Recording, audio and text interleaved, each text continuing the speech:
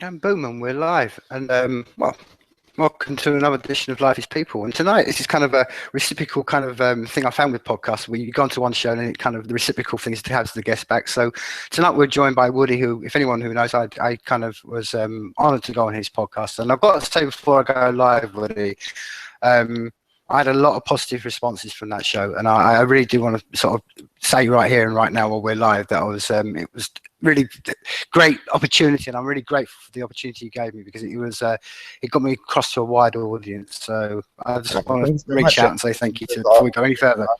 It was our pleasure as well, and so is this. This is really great. This is the first time I've ever been on a podcast that wasn't my own, so it's fun for that reason.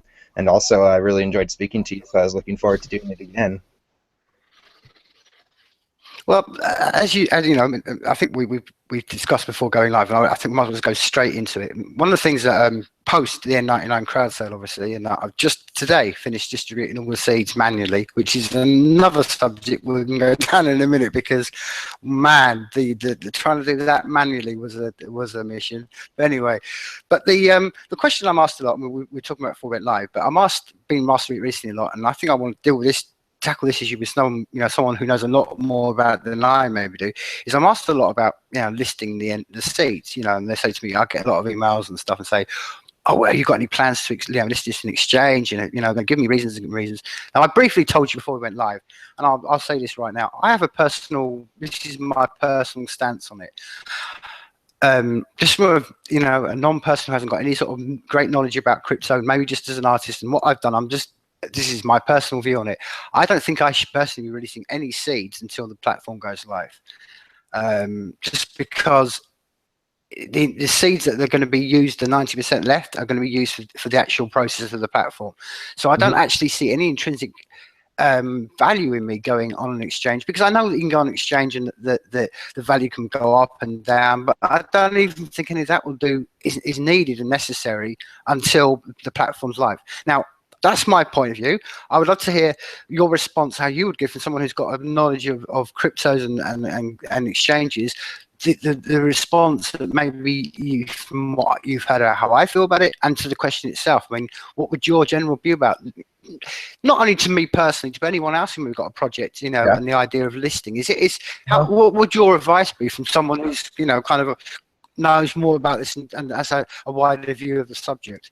Well, granted, it's a unique position that I've never been in directly, but I feel as though I'd also agree with you that trading it doesn't sound necessary. I mean, the one thing in the crypto space that sometimes maybe can be counter to that is if there was a prior agreement or something where people expected it to be trading.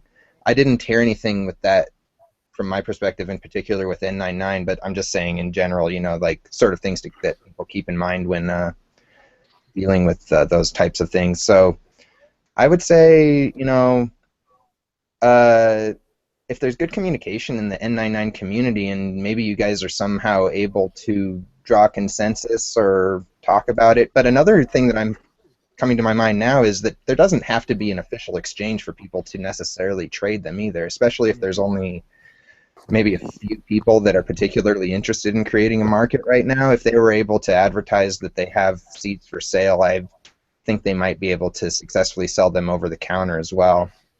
Those are just a few of my initial thoughts, I guess. I bring it into mind an issue because it's something that we kind of touched upon in our conversation when I came on your podcast, and you were mentioning, I sat there and listened with absolute amazement, and you were going through the list of coins that just come and go and they're very small market caps, and I don't know, I come to it, like I say, from a completely outsider perspective, and I think things like that, it doesn't do them anything that they may be doing themselves any intrinsic value. You were pointing out how people are just doing very kind of almost pumping their own coin just to get. I just think it doesn't seem a necessary step to go down unless you've got something, and I think this always goes back, maybe if you've got a need for it. I mean, which goes back to what you were saying. If people really want to trade it, they can find their own way to trade it. But I don't sort of feel just by pushing it out there's actually any necessary need for it, because as you said, you just maybe can be tied down with a bad reputation, as you were saying, because there seems to be so many coins every day just be popping up, and then they go down, and then people from the outside think, Well, it's just crazy, and maybe the sort of decision I'm thinking is maybe about more stability and building up a reputation, so it's got the crowd wants it rather than me trying to push it to the crowd. Do you understand what I'm saying? Yeah, I do understand what you're saying. And on maybe one hand of that, as well as another thing I've thought about in regards to coins, is oftentimes it's not up to one person whether or not it gets traded at all. So if people approach these exchanges and they made a compelling case that they wanted to trade it, they would probably would be with or without your blessing in a certain Hmm. way. So that's always a reality as well. Well, taking this a step back from this, Woody. I mean, let's take it a step back. What started you down this whole path and to sort of go into into where it's led, basically, where you've got this blockchain dynamics podcast? I mean, where did the first steps take place? Uh, well, I can't, it was a really gradual process, and I can't remember. I never was involved with Bitcoin when it was really fresh, although I somehow knew about it, and I kind of just thought it sounded like a joke at the time, like some people, so I didn't spend my time doing it. And then I had heard about Litecoin gaining value, and I managed to figure out how to mine a little bit at that point, and that was really fun. And then when Dogecoin became sort of larger, I had a really good opportunity to mine a bunch, and from there I just sort of learned about trading and mining more and more. Me and my friend, who have really similar interests and lives next door to me, we had the great opportunity to learn all that together and to kind of throw ideas off of each other and learn back and forth. And so blockchain dynamics right now is kind of just a combination of our experiences and us sharing what we're learning every week with everybody in a way, I guess. It's part of a larger project that I kind of have on my mind called Error by Trial, which is sort of a lot of different things, but one thing that it is right now is a sort of a radio channel or just a series of shows which includes blockchain dynamics and a few other music shows that are totally unrelated to cryptography, but and then there's a bunch of fractals on that website too, and just so it all sort of just comes together, and it's just a bunch of my interests that combined into something fun to do, and it also ends up being profitable, and it's fun. Yeah, it's awesome. So, I mean, on a very kind of day-to-day level, I mean, like I say, it's one of the things that I love to sort of talk about, particularly someone from your part of the world, and compare it to where I am right now. See, right over here right now, it's very difficult for me to to exchange a Bitcoin for sterling, for instance. I've got to go through processes, and there's all sorts of buying gold or going to all these sort of exchange. Now, I'm asking to you from your personal experience and where you are in America. Again, how many barriers do you have between this and, I mean, how far, pretty on a very real level, how far are you away from where you're based right now, where you'll be able to pay your rent or your electricity bill with Bitcoin directly? I mean, how far is that Um, far away? well, it's not really that hard from where I, excuse me, from where I am, although it hasn't been a priority of mine. But the website Coinbase has actually been really easy in America for a while, or at least in some states. There's also like our friend in Wyoming who we spoke to on the Blockchain Dynamics podcast last week had a horrible experience where they now basically indefinitely have his funds due to Wyoming state laws. However, in a lot of states, including where we are, it's really easy to use, and essentially you hook it up to your bank account, and you can sell and buy bitcoins for US dollars at the going rate at any point in time, essentially. It's pretty simple. And how is that classed on a general federal level? I mean, is that classed as untaxable? Is it classed as taxable? I mean, where does that fall into the sort of legal realm about, this, you're transferring something that you've made the crypto, Yeah. you've made on your computer and then you're transferring it to cash. I mean, where does that stand in the legal sort of frame? Yeah, we lean sort of onto the side of being really careful. So there isn't a lot of precedent, but it would seem to me that I view it sort of as a property sale. And so when we sell Bitcoins, we record the transaction price and then report that as income, basically. Mm. Okay, perfect. Because the reason I sort of ask is because I think I'm sure you know you have your own thoughts on this, but we're breaking through this paradigm, and these steps are going to be like I was saying to you before. I mean, I was hinting at it, having to do this seed distribution of N99 manually. Now I know that X amount of years in the future, they're going to have little kids are going to sit around and go, "Granddad, oh, tell us about when you had to do it all manually," and they will, you know, they won't understand it. Now, I'm trying to sort of, my broader question to you is, how far do you think we're at that point where it's going to be that easy? Whereas at the moment there are a lot of barriers. I mean, I say that because I look at America and I look at places like you. You're kind of far more, in our sense, I think, further down the path than we are. There's an old phrase over here that says America sneezes, and 3 years down the line we catch the cold in Europe, in Great Britain. And I think it's very aware because I look over to you and I know people in America who are almost gone offline in that sense, and they don't even exchange dollars anymore. And I'm wondering to you, how far do you think, if we were to look in the world in 5 years' time, do you think there's going to be the same barriers, or do you think they're just going to dissolve very quickly? Man, I don't know about 5 years. It's hard to imagine. I do see it dissolving at some point for some reason or another, but the gradual process that it could take, I don't have a lot of insight onto that.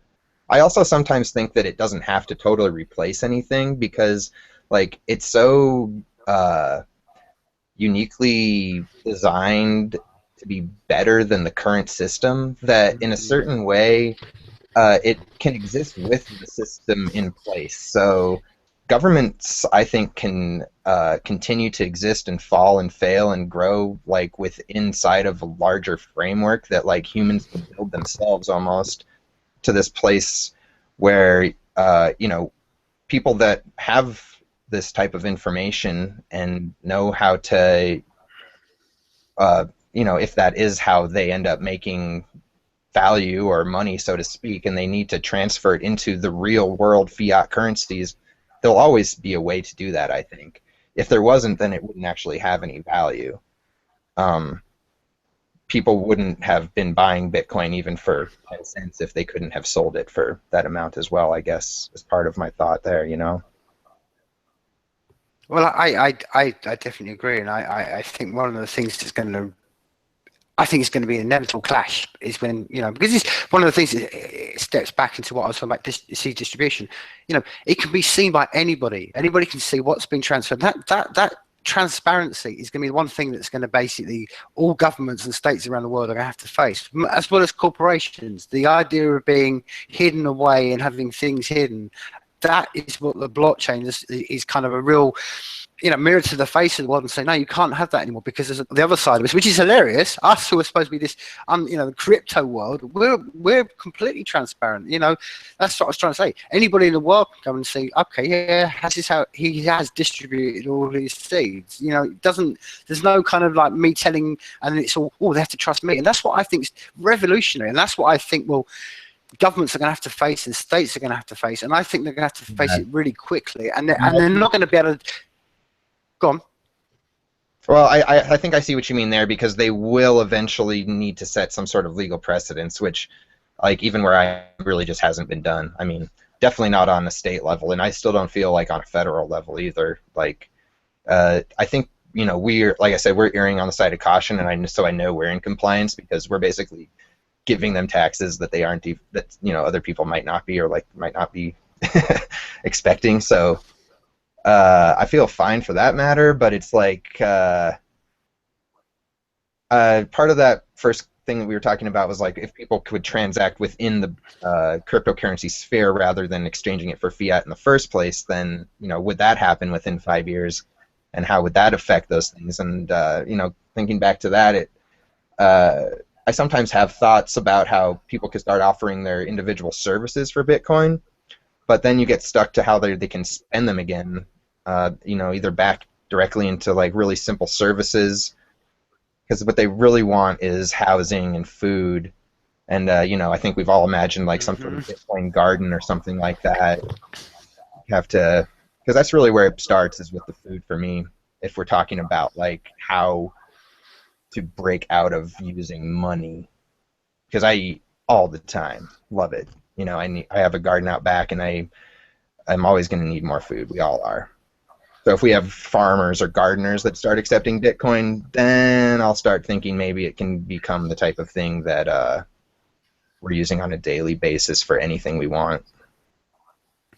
Well, I agree with you, and I'm glad that you built that up, because I've been saying this for a while, and I sound like a broken record, but we need to sort of get back to the fundamentals. And you're absolutely right. When people have forgotten how to grow a plant, they've forgotten where their food comes. They've become detached. And you're right.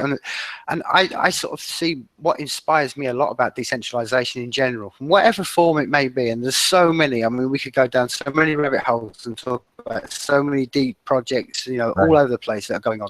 But the general push of what's going on, if we can just get to the point where, like you said, the person who's growing the food in the garden doesn't have to be going out to go and working in McDonald's or whatever company from 9 to 5 to earn the money to rent, to live the house, to have the garden, but they can be directly rewarded for the stuff they're doing.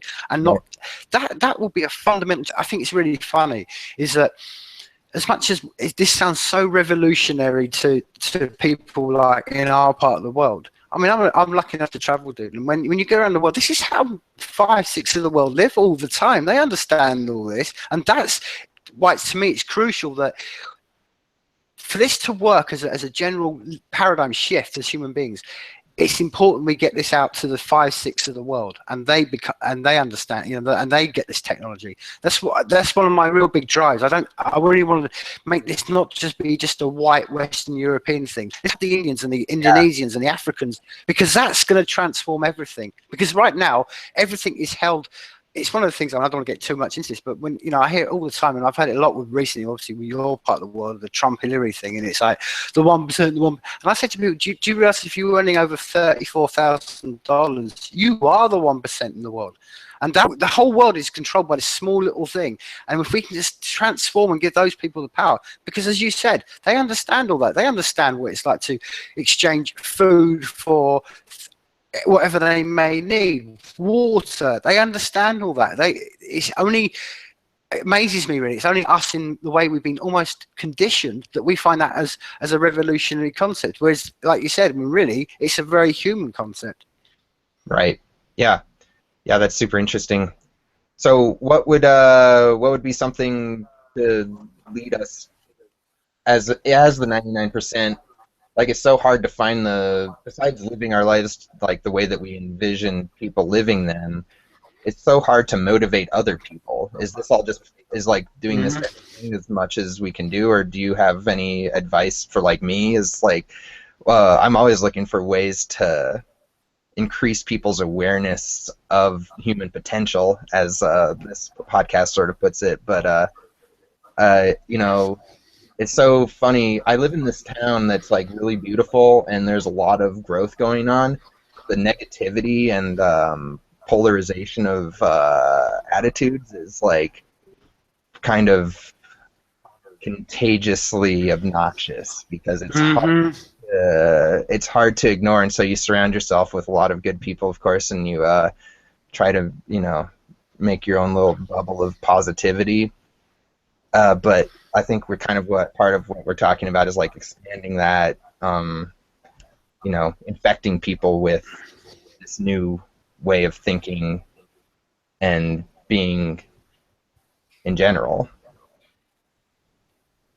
See, my answer to that has been, and I think this is part of the process. It's this connecting these conversations, because we don't live in a world. This is one of the great things about living in 2016. We can have this conversation.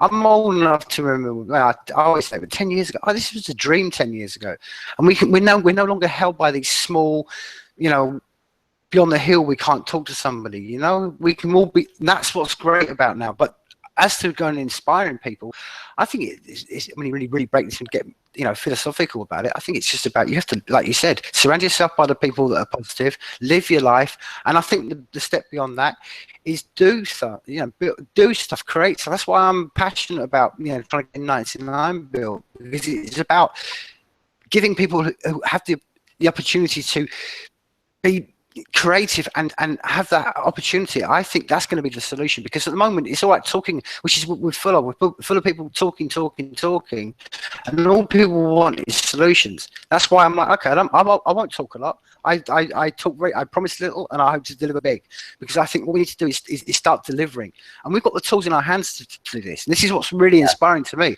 We're no longer in an age where we can just sit around and talk and go, oh well, look at this. We can do this now, and that's the great thing. We don't need anybody else, and that's what I think is. I think the only sort of step that drives me. I think, okay, like you said, cut the negativity out of your life, and I think that's a fundamental growth that most people don't go through. There's no point in having negative people, because it just sucks your energy. It's doing what you're doing. Put your head above the parapet. I mean, you're doing blockchain dynamics. I spoke to you. This is this is the very inspiration. You just keep doing what you're doing. Yeah, By doing that, we just gain momentum. Yeah, I appreciate that perspective, and that's what I always, the conclusion similar to the conclusion I draw myself too when I try to think about it. It's just ends up being that it all comes down to an individual.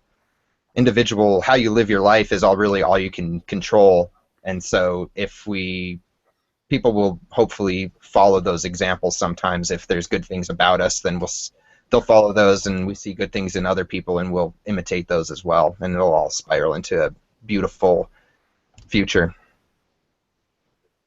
Well, when you actually look at it, and I've been, I think I always do. It goes back to the conversation we were having about gardening. I mean, I always look at nature, and if you look at nature itself, it's no surprise to me that we have this conversation, because I've always said this, that like-minded people, just by positivity, we all congregate around each other, and it's a great thing now. We've got these tools where we can, when you were at school, you surround yourself by the people you liked, and then your circle get big. Look at us now. Our circle now. There's no excuse. Our circles can encompass the world, and I think that's the only thing that I don't know.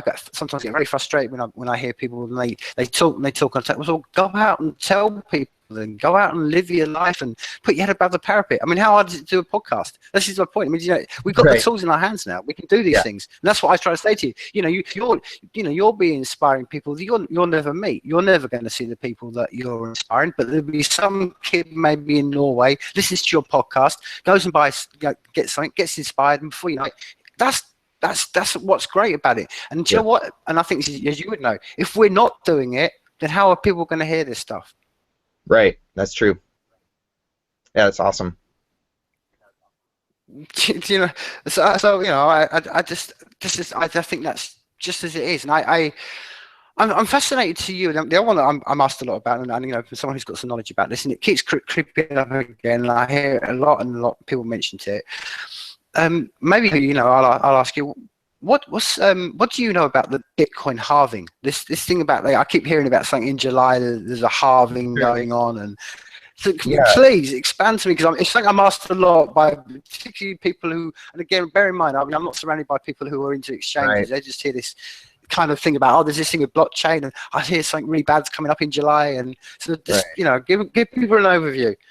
Yeah, I'm trying to look up the exact numbers because I don't know them offhand. But basically, during the mining of Bitcoin, right, a certain number of coins are distributed with each block being solved, and at a certain date, the halving occurs, and that means that half as many coins will be in each block.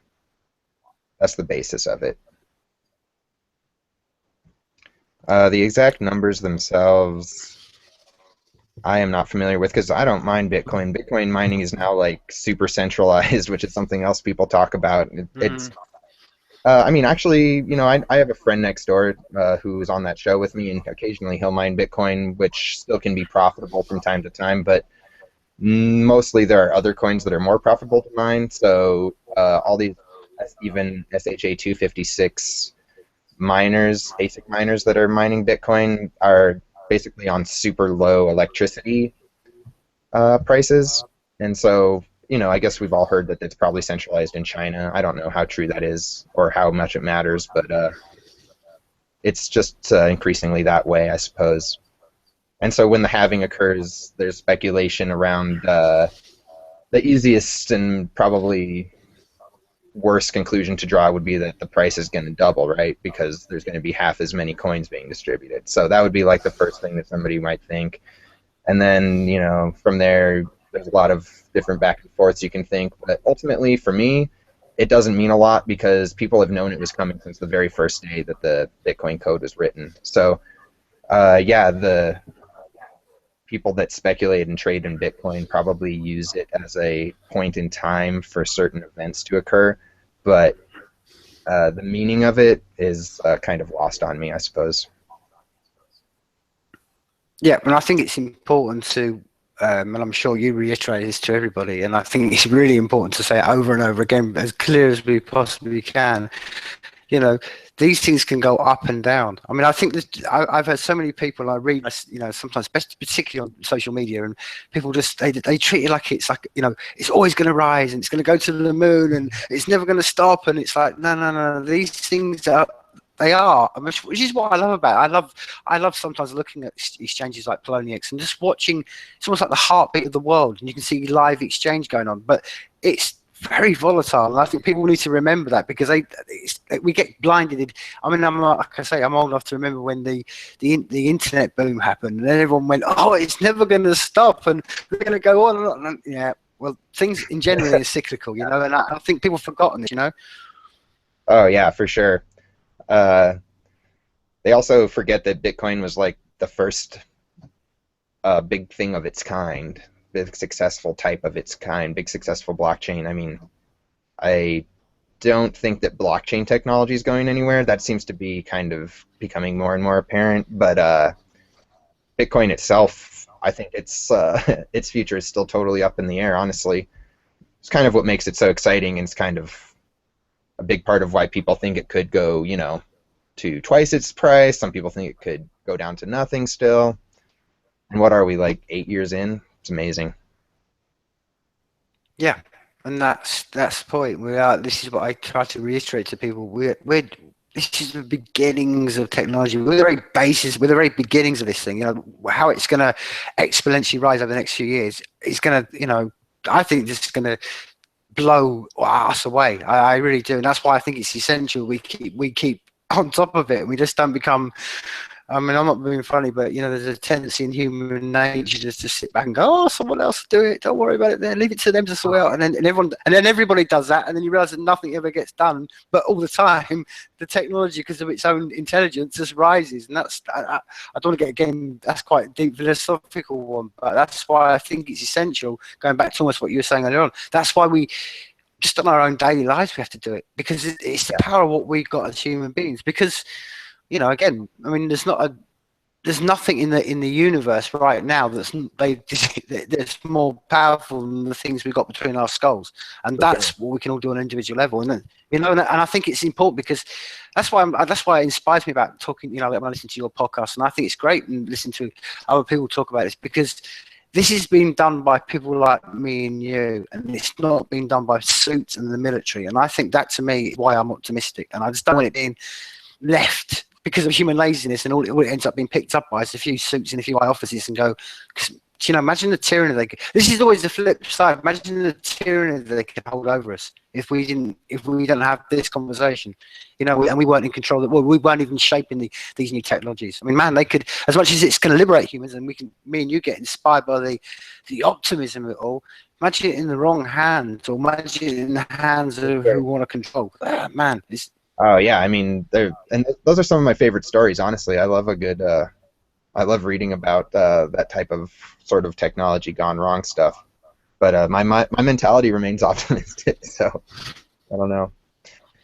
It's always funny to me, like people think that software is going to go rogue or something, and like I guess we could all imagine that type of software, but it's way harder to imagine that type of software for me than it is to imagine software that has a lot of things wrong with it before that. Like, to get to the point where a piece of software takes over, we'd have to hit so many hilarious other points before that, But then again, I have no idea.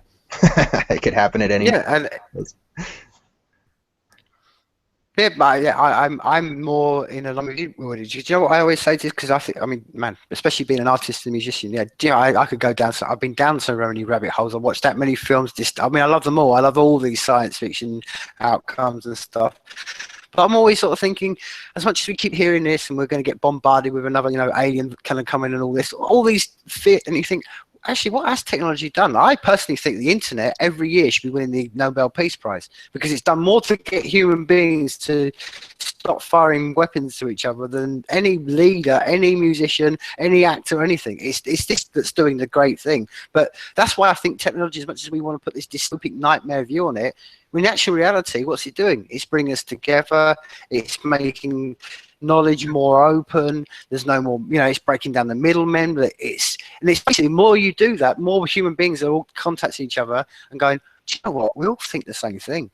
We're not all. Oh, exactly. The separation for most people generally is very small degrees, and and then those people who are small degrees tend to be like, you would know, the people that you surround, who you look around and think they're the people who are fundamental, and I mean that in any way, whether it's religious, whether it's politics, whether it's a team rah rah rah. I'm for the Louis Super. I'm this team. I'm that. That's a fundamental, almost a part of him. But generally, this is what I'm saying. The great thing about technology, and that's why I feel optimistic, is it makes more communication. When you more communicate, you realise that most of us are actually thinking the same thing because we're all on a rock, basically, just spinning through space. And I think all of us have that awareness at the end of the day. And we're just surrounded by everything that's been, as you know, what's the easiest trick in the world? You conquer and divide. And that's where I think this is the general wake-up point where we're all now understanding that. And that's what's great and inspiring to me. And I really do. That's why I personally think these are the greatest days to live in because, man, we're having this conversation. And I just think I don't have a negative outlook to the future. I have a very positive outlook to the future. I'd love to know what your thoughts on that are. I mean, coming from your angle. Yeah, I have always felt, that people will be able. I mean, the only thing that's separating most people is their government's basically desires to control a certain area. So I've never been the type of person that would hate somebody because of anything essentially that I don't understand about them, especially not their country of origin or their skin or any of that things. And I think as more and more people are able to communicate, and that conclusion is something that people come to naturally because we know that because maybe there are hints in the art and maybe there are hints in the air and stuff like that, but we all come to these conclusions without a lot of prompting beyond that. Like, you don't need an authoritative figure to necessarily tell you that all people are human. So I think when this sort of information starts spreading, there's a good opportunity for more and more peace. And I don't know how to fit the governments in there a lot of the time. Like, almost I try to not think about it because, like something we brought up before, it's like, what are they going to do with Bitcoin? Well, I don't know. That's why my perspective sort of is like, well, they can stay there. They can remain that way. And then, for total lack of a better word, this Bitcoin nation, this decentralized nation, this human nation can just become something that exists above them, because what are they going to do to stop it? Those are just the human beings that live inside their countries and are interacting with each other on a totally legal basis. They can adjust their laws all they want to try to manipulate it, but what they'll find is that, we are also in control of those governments because we are those people as well. And as people end up getting older and mature and people find themselves in positions of power, we'll see more and more of this becoming better and better. I mean, as I could say, I'm an optimist. I just see it expanding.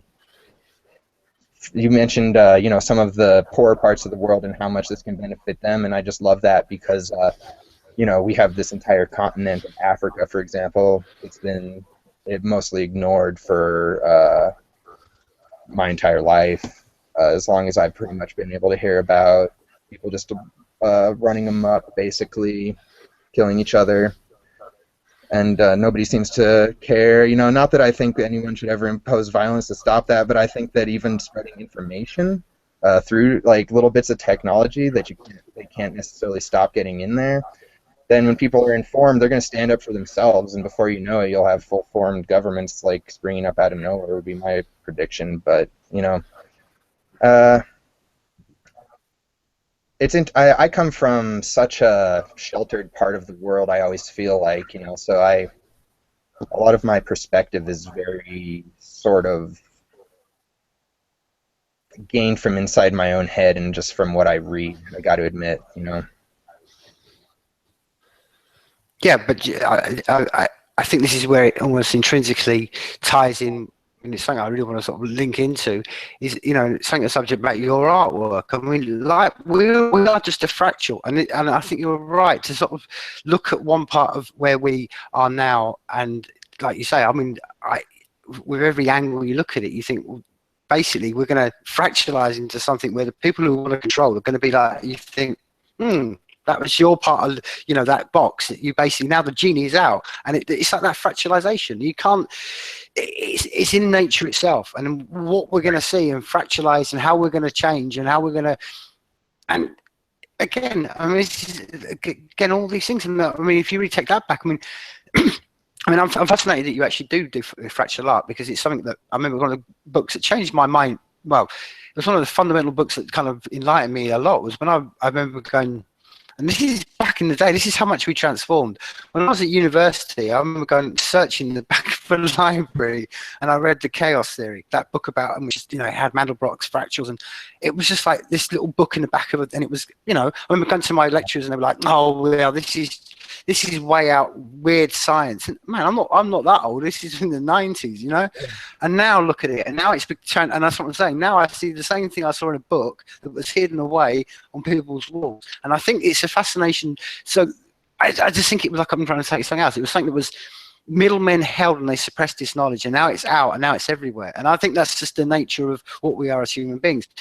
Now, we talked about, we sat here, we've talked about, you know, platforms and the internet and technology and stuff like that. Now, one thing we've both got in common is, and you're an artist, and that's what I'm saying, you do a lot of fractal art. So again, talk me through again how that process does, because I mean, where do you find it? How do you generate it yourself? Talk to me about, you know, Sure. your fractal art.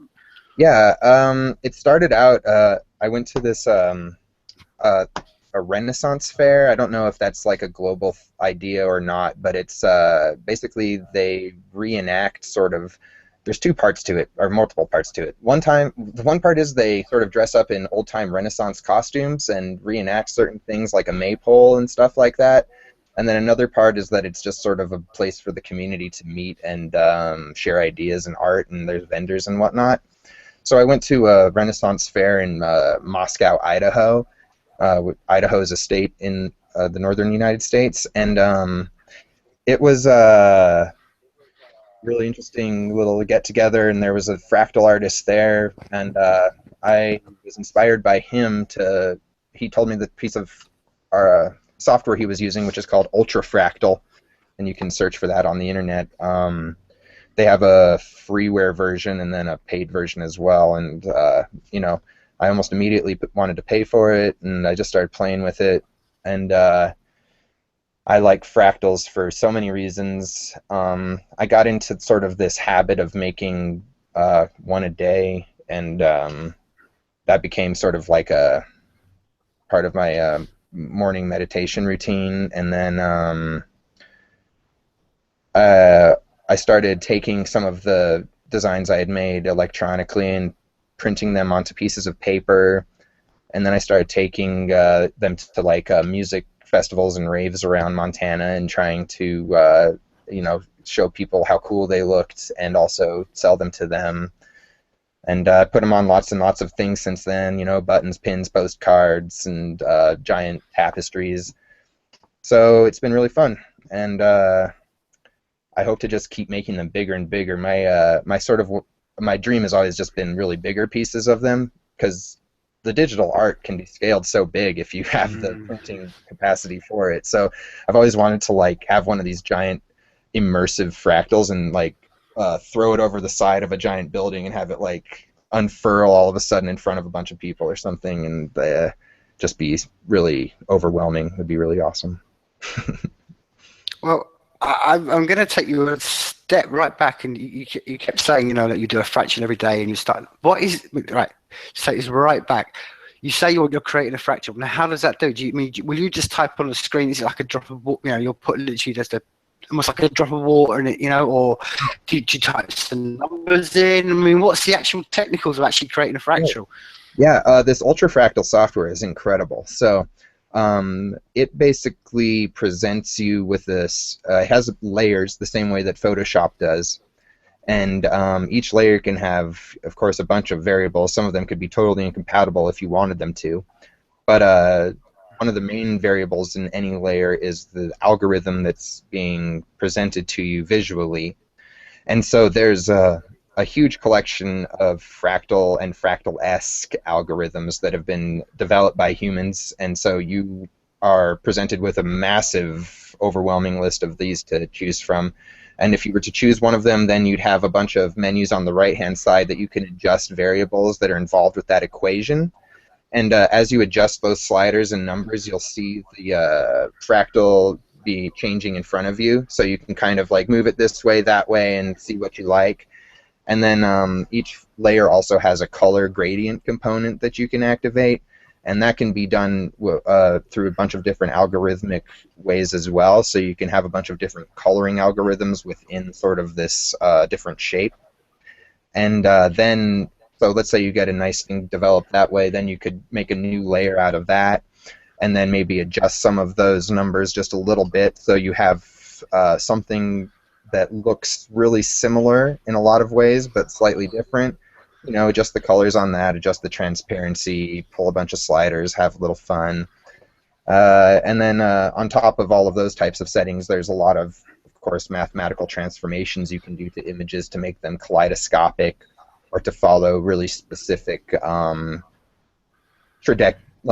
size trajectories or different things like that. See, this is one of the things why, well, I mean, as you know, I'm at heart an artist, and I've kind of built N99 because of the barriers. I'm sure we could sit here and I don't want to like two bitching artists, but we can sit here and tell all the barriers that come between us and try to get our stuff out into the public. Like you say, dude, I work with big scale art. Man, I would love to do this thing. And this is what gets me. What holds us back? Why shouldn't we be able to do this stuff? Like, we're not doing that because we need tools to reward us. So I'm forward to, I look forward to the day when I can go on N99, for instance. I'm just speaking very personally here, and go, do you know what? I can print off one of your pieces of work and scale it up and scale it up and scale it up, because this is where we're going to get to. You know what I mean? And I think it's.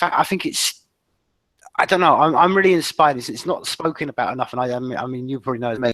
I mean, I don't think anybody in this whole community is talking about what this decentralization and platforms like, well, I talk about N99, but what platforms like this can do for us as artists in this world is going to transform everything. Because right now, and I don't know if it's different for you in the States, my friend, it doesn't sound like it, but we're at the bottom of the line. We're the old last in line jobs, man, and we shouldn't be last in line. We should never be last in line, man. We should be the ones that, because as I said to people before, when do people come to you and saying, "Oh, I don't want to see your artwork"? Of course they don't. They love it, man. All our lives are enriched by artwork. Right. But it's ridiculous that we're the last in line, and that's what I'm looking forward to seeing. Is that, that's what I'm saying. The ability where I could, print your piece of work and put it on my wall. Fantastic. I look forward to that day. It's great. Yeah, it'll be fantastic.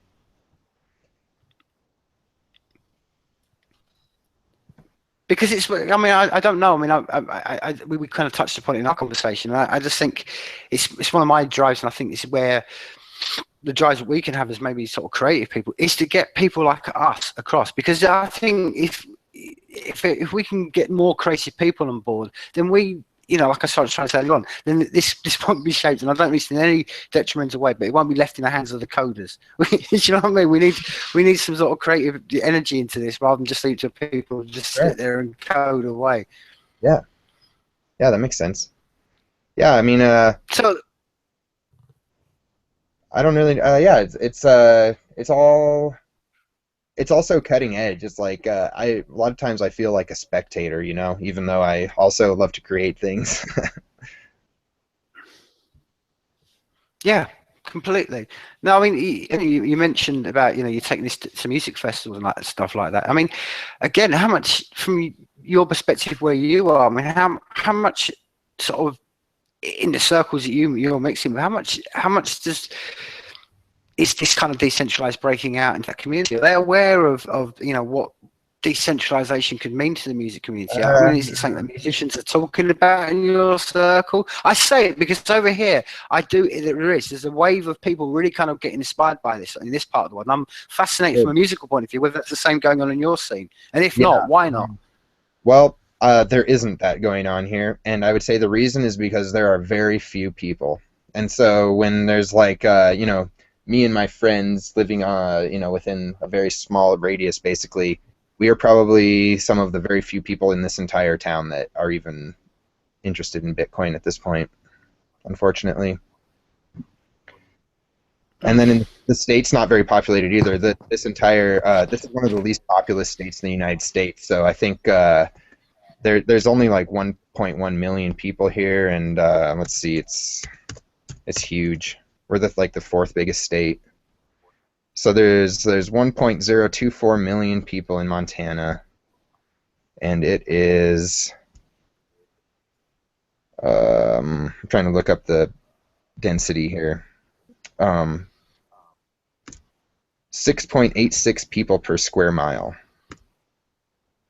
Okay, all right. On that one, then, I mean, so if you've got that many people for that, it kind of almost suggests to me. I mean, what's are you equally populated by what is it, wolves or deer? I mean, there must be. I mean, if there's a very few people. What's living in there? I mean, what's? Yeah. I mean, do you have wolves and We bears? have I mean, is that? massive swaths of empty space, and they're being slowly filled up by homes. But it takes a long time, and the growth is like frustrating for some people, and it's delayed by all sorts of different things, and it takes time. It's an amazing thing to grow up in because I was born here in Montana, and so it's been pretty interesting to watch. I don't really know a lot about how it works, but this is just a growing part of the world and America. Like it's going to grow by 50% in the next 10 years or so. I mean, that's what I'm trying. I mean, do you have? I mean, by being that, and from the point I'm trying to get to, obviously with a less human population, I mean, do you have a lot of actual what I would term real wildlife? Because I mean, over here, the most wildlife I get maybe is an angry squirrel or a bit of a grumpy crow or something. But you must be what? Do you have grizzlies? I mean, do you have wolves? I Yeah, mean, yeah. I mean, we're obviously there's a lot of buildings around where we all live, so they don't like to come down here. But yeah, occasionally there's definitely deer that love to come into town. They don't mind at all. But bears are less common, although occasionally a bear will make it into a neighborhood, and there'll be a hilarious article about it, like jumping onto somebody's trampoline or something ridiculous like that. Or there was one last year. There was a bear in the high school that's like a block away from where I live, and it just wandered in because they had the doors open. So yeah, there's animals around here, and there's mountains. Yeah, forests. but I say that because I mean, you mentioned that. I mean, there's one I saw a clip the other week on YouTube, and there's two. I mean, they must be. Well, stood up. There must be at least six, 7 foot big black grizzly bears, and it was in the suburbs of New Jersey, and they were just duking it out on the lawn and knocking. And I'm just thinking, I mean, other than the noise they're making and fighting, I mean, I just thinking like it'd be quite easy to still let your kid out and go, oh, can I go out and play? Of course you can, and that's the first thing they're confronting with. So I mean, like you say, if it's in the suburbs, this is what I'm trying to say. It's this whole which is maybe another subject, but it's this whole, I thought about it when you mentioned about how the population of humans is going to grow, and it's going to, at some point, there's going to be this clash, isn't there, between territory and, and like I say, these bears will just wander into suburbs. They don't give it. They're still wild. That's the point I'm trying to make. They don't have our rules, they will go Yeah. and duke it out in your front lawn. Oh yeah, some people do not know what wild animals are, and we're always surprised by that up here because we have a giant national park called Yellowstone National Park that's really nearby, and so there's buffalo that live there, And they, for example, recently some tourists, would pick up a buffalo and put it in their car because they thought it looked cold, like they want to bring it to the station. And of course, not only is that incredibly dangerous, but they had to euthanize the young buffalo anyway. So it was like, just really bad. Really, just don't understand the situation that they're in. Occasionally, people, there are No. signs that have told there's no good excuse for those particular people, but it's a funny story. Well, like you say, I mean, it's one of the ironically enough, every kind of American I've ever met face to face, when they get talking to me for more than maybe about an hour, they say to me, "Do you want to go live Montana, Montana?" And it's always coming up this. I'm like, I don't know why, but you know what I mean. That's I just funny. think I think what you just said just kind of like maybe sums it up why, because everyone's just told me it's just a beautiful part of the world, and there's nobody up there apart from there's quite isn't there a lot of kind of old sort of like country and western people and that there is a bit of a kind of scene of is it old country musicians and sort of like people from is it the Eagles or something like that, that type, because it wasn't John Denver or something, doesn't he live up there or something? Yeah, it's interesting. It's fairly diverse considering how few people there are, I guess, is one way to put it. Although it's overwhelmingly white people. There's still a lot of different personalities and opinions, and it's Montana's very, once again, like sort of fractally to the United States in some ways. I always feel like just because it's like almost fiercely independent, and they just sort of think that they think they're outlaws a lot of the time. Our politicians don't always want to play nice and stuff. I don't really get involved with a lot of politics, so I don't know a lot of specific things, but it definitely is beautiful. I've been to a lot of beautiful places as well, though. I have a particular affinity for the desert, which Montana doesn't have a particularly large amount of. So, everybody has a nice place to go vacation, even if they live in a spot where some people want to go. Yeah, man. Well, hopefully one day, and I say this in sincerity, I look forward to that and get across to America. And depending on how things go in November, man, there might be a big giant wall I'm gonna have to get over, but that's another Well, if story. you're ever in Montana, you have more than welcome to stay here. We have more than enough room. Perfect. Well, look, before we wrap this up, I mean, again, I recommend everyone go and listen to your, blockchain dynamics. Again, let people know what time's it on. Tell them about it. Where can they find you? How Sure. can they reach out to you? The Blockchain Dynamics is live every Saturday at 7 p.m. Mountain Standard Time on mixler.com/errorbytrial. Error by Trial is that larger project that kind of contains a lot of my hobbies, and I just throw stuff in there. I actually even I just started an actual company, so I finally incorporated the Error by Trial name, so that's something I'm proud of Nice. this summer. So you can catch that there, and then you can check our archives. Twitter's probably the easiest way to catch everything, so Chain Dynamics on Twitter. Perfect. And like I say, you can find it there. And for people, you can also find it on SoundCloud. You've got to mention you can. I don't know if you're still updating the SoundCloud page, but you can find Oh yeah. some of your back material and archive on SoundCloud. Yep. Yep. Well, There's go on. No, go ahead. I was just saying you're absolutely right. Yeah, it's on SoundCloud. You can just search for Blockchain Dynamics as well on Google, and you'll see a bunch of stuff come up. We've got it's been pretty easy to make accessible due to the name, actually. So it's pretty easy to find right now. So I'd recommend searching for it if you're interested. Well, man, it's been an absolutely insightful conversation, and I hope the first of many, because I'm sure, I know for a fact, whenever I have any queries about exchanges, you're going to be the first person I'm going to be calling. Is you. You're kind of I'll put you in that little area in my life of saying someone who knows about that. I'll go and talk to Woody. So I hope we make this first of many conversations, and like I say, anytime you want to come back, please be welcome back, and come back on any time you like. But from me over here in Scotland and all over here in Montana, it's life is people.